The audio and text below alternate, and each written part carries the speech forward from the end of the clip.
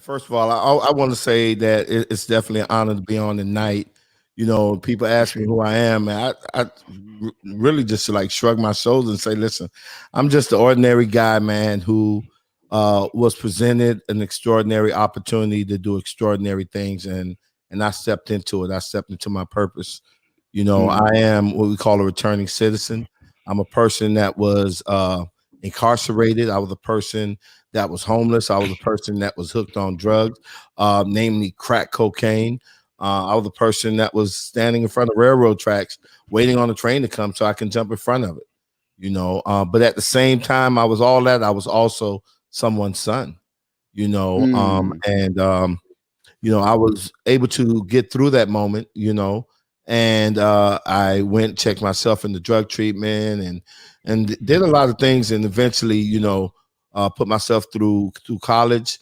Of course, became the executive director of this organization, and I led the largest expansion of voting rights in the United States in quite a number of years.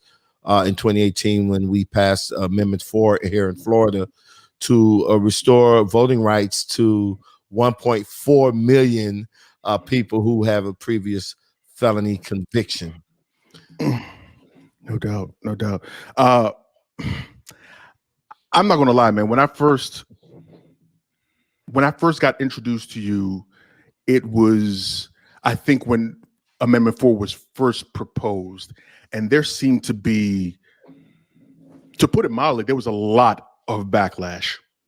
A Yep. lot of folks did not wanted no parts. At least I will say, at least politically, because we see that it passed already. But politically, there were a lot of folks that were really trying to step in your way and stop that from happening. Yeah. What gave you, I guess, the courage and the mentality to say, okay, in spite of all of this nonsense, we still gonna, this is something that I have to fight for?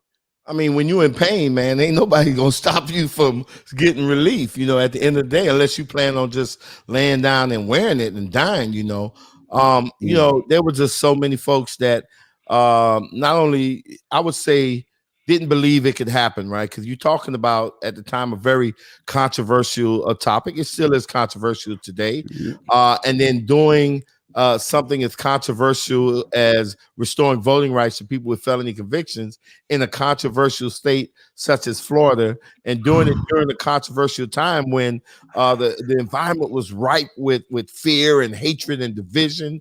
But yet we were able to actually successfully do that. And we didn't do it by tearing other people down. We didn't do it by scaring other people, or, what we did it by bringing people together from all walks of life, all political persuasions, and we did it with love, man. And we showed the world that love can, in fact, win the day, that you can accomplish great things without attacking people, right?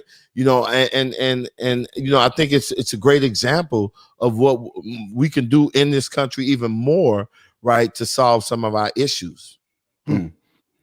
Let's go ahead and give you something a little meatier than an introduction. We know you, who you are. Know you're a great guy. Know you're a returning citizen. Know that you're a former a lot of things. Know that you are currently some great things.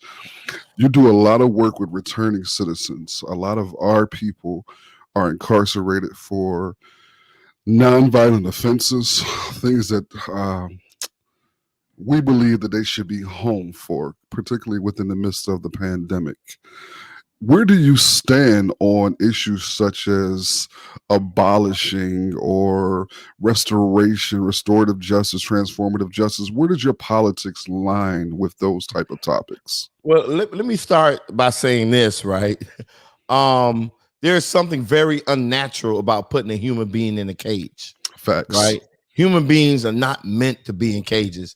And then when you throw in the solitary confinement piece of it, I mean, it really gets even worse than that.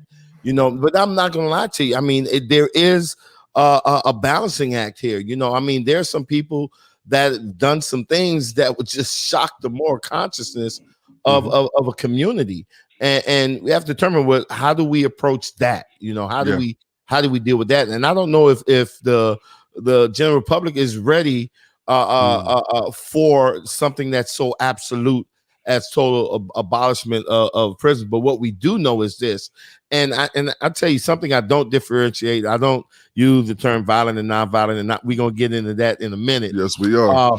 But what I look at is that if someone has been accused of something and they've been convicted of certain offense and they have done their time, right, then they should be allowed to really move on with their lives. Now, that process of doing that time, you have to determine whether or not you want it to be rehabilitative in nature or retributive in nature, right? You just want to just punish somebody and just beat them down and don't care what happens after that. But that approach is not beneficial for anyone.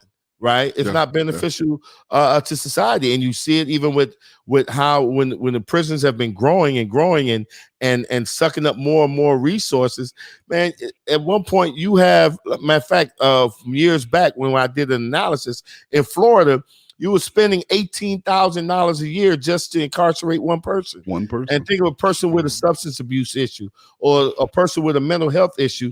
You're spending $18,000 to lock him in a cage and not even do anything to make sure that when he gets out that cage, because 95% of the people who are incarcerated are going to be released right back in our community anyhow, right? And so you're not doing anything to rehabilitate that person. But at the same time, you got them locked up. You only want to spend $3,000, $4,000 to educate one child. Now, I don't know about y'all, but man, let me tell you, if you're dating a couple folks and you spend $18,000 on one person and only $3,000 on the other, we know who you love the most, right? And apparently, our system loves incarcerating us rather than habilitating us, right, to be productive people in our community and help our community prosper.